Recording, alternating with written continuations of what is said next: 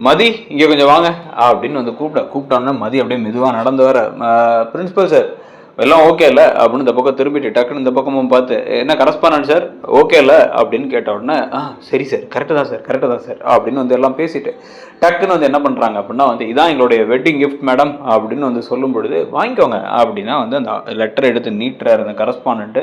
மதியம் அதை வாங்கும் பொழுது அப்படியே இந்த பக்கம் வந்து முறைச்சிக்கிட்டு இருக்காரு, அப்படியே வந்து கட்டுப்போட தங்கராஜ். ஆனால் இன்னொரு பக்கம் சுரேஷ் ஒரு சின்ன புன்னகை ஒன்று வருது, ஆனால் அந்த புன்னகையோட பார்த்துக்கிட்டு இருக்காரு.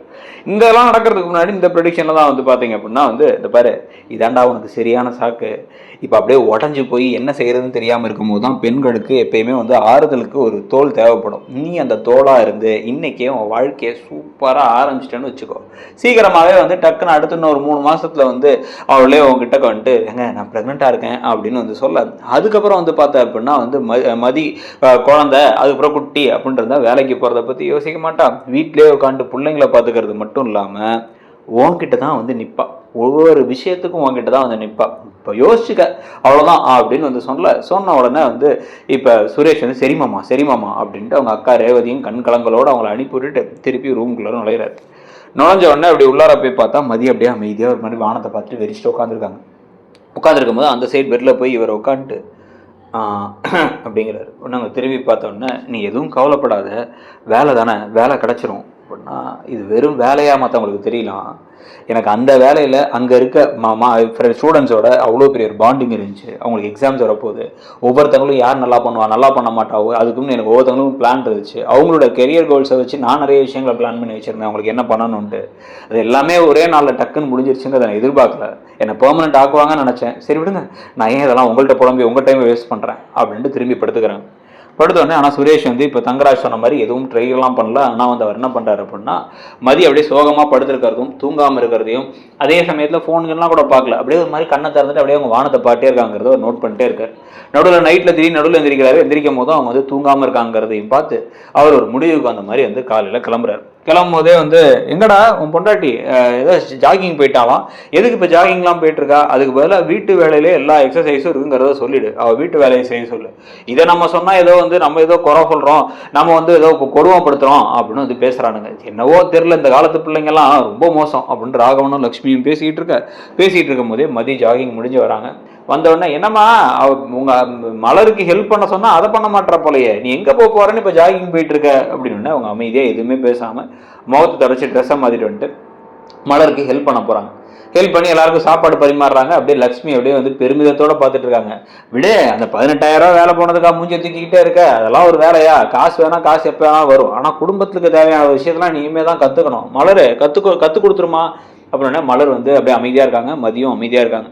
இதெல்லாம் சுரேஷ் பார்த்துட்டு நேராக கிளம்பி ஸ்டேஷனுக்கு போகிறாரு. ஸ்டேஷனுக்கு போய் ஒரு மாதிரி அமைதியாகவே இருந்தவர் திடீர்னு எதையோ யோசிச்சவராக நேராக எந்திரிக்கிறார்.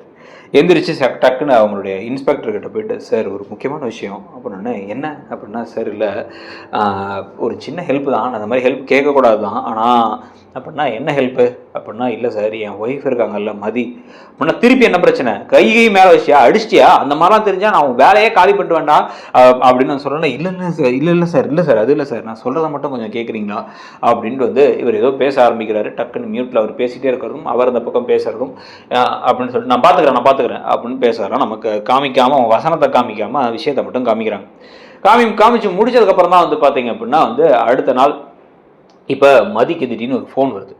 மதிக்கு ஃபோன் வந்து யாருன்னு பார்த்தா பிரின்ஸிபல் கால் பண்ணுறாரு.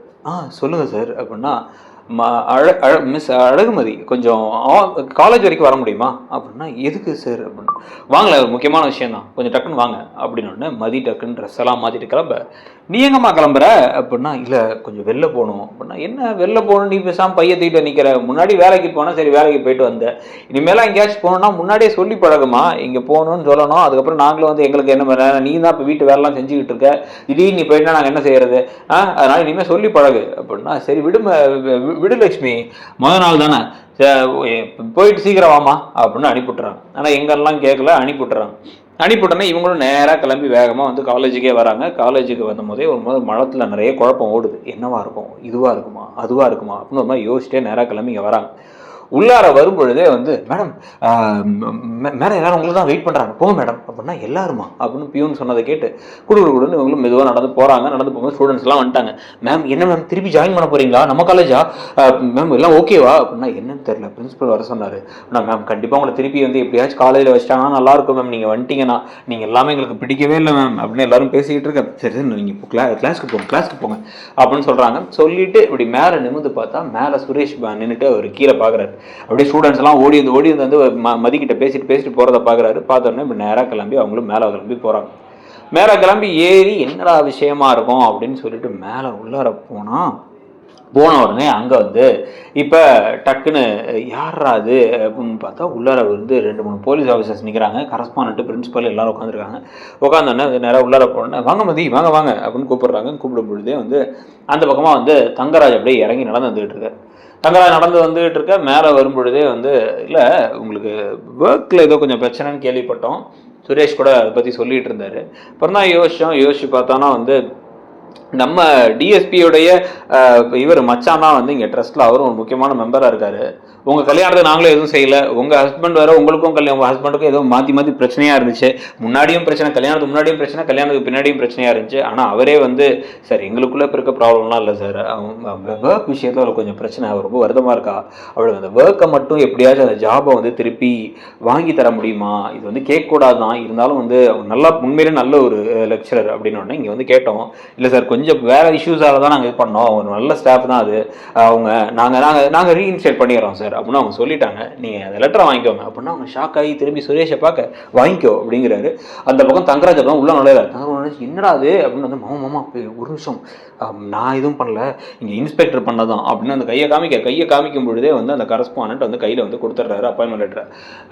மதி நல்லா பண்ணுங்கள், உங்களுக்கு பெர்மனெண்ட்டே ஆக்கிட்டோம் ஜாபை, உங்களுக்கு சேலரியுமே இன்க்ரீஸ் பண்ணியாச்சு, இனிமேல் உங்களுக்கு 35,000 சேலரி, நீங்கள் நல்லா வந்து பெர்ஃபார்ம் பண்ணி உங்களை ப்ரூவ் பண்ணுங்கள். ப்ளஸ் வந்து பார்த்தீங்க அப்படின்னா ஸ்டூடெண்ட்ஸ்க்குலாம் உங்களுக்கு ரொம்ப பிடிச்சிருக்கு, முன்னாடி நடந்த விஷயத்தெல்லாம் மனசில் வச்சுக்காதீங்க, அது மாதிரி சில மிஸ் அண்டர்ஸ்டாண்டிங் மேனேஜ்மெண்ட்டில் இருக்க தான் செய்யும், நீங்கள் அதை எதுவும் பெருசு பண்ணிக்காதீங்க அப்படின்னு வந்து சொல்ல இப்படி ஷாக் ஆகி தங்கராஜ் பார்க்க ஏதோ தனக்கு எதுவுமே தெரியாதுங்கிற மாதிரி அப்பாவியாக சுரேஷ் முகத்தை வச்சுக்கிட்டாலும் சுரேஷ் தான் இதை செஞ்சிருக்காரு அப்படிங்கிறது அழகுமதிக்கு தெரியுது.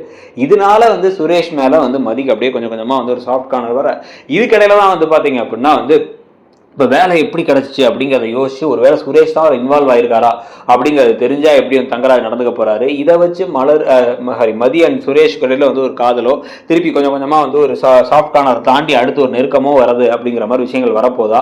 இது இல்லாமல் மலர் எப்போதான் வந்து இப்போவே கொஞ்சம் கொஞ்சம் பேசுகிறாங்க, ஆனால் இன்னமும் தனக்காக வந்து சுயமரியாதையோட நிற்கிற மாதிரி விஷயங்களும் மலரும் ரேவதியும் அவங்களும் வேலைக்கு போகிற மாதிரி ஒரு ட்விஸ்ட் அண்ட் டர்ன்ஸ் எல்லாம் வரப்போதா அப்படிங்கிறத பொறுத்து இருந்து பார்க்கணும். நீங்கள் என்ன நினைக்கிறீங்க, இந்த சீரியல் எப்படி போகுதுன்னு நினைக்கிறீங்க? மலர் தன்னுடைய சுயமரியாதைக்காக அந்த வீட்டை விட்டு போகிற மாதிரி விஷயங்கள் தான் நல்லா இருக்கும்னு நினைக்கிறீங்களா? இன்னொரு பக்கம் பாண்டியன் ஷோ சீரியல் சிறகடிக்க ஆசையில் வந்து மீனாவுக்கு குழந்தை பிறக்காது, அப்புறம் ரோகிணி வந்து மொத்தமாக 5 லட்சத்தை வாங்கி டிவோர்ஸ் கை எடுத்து போட்டதுன்னு பல ட்விஸ்ட்டுகள் இருக்குது. அந்த ட்விஸ்ட்டுகளை பற்றி ப்ரெடிக்ஷனுக்கும் நம்ம சேனலில் ஒரு வேலை சப்ஸ்கிரைப் பண்ணலை அப்படின்னா சப்ஸ்கிரைப் பண்ணி இடம்பொருள் சேனலை சப்ஸ்கிரைப் பண்ணி அப்படியே அந்த பெல் ஐக்கானையும் கிளிக் பண்ணிக்கோங்க. தேங்க்யூ.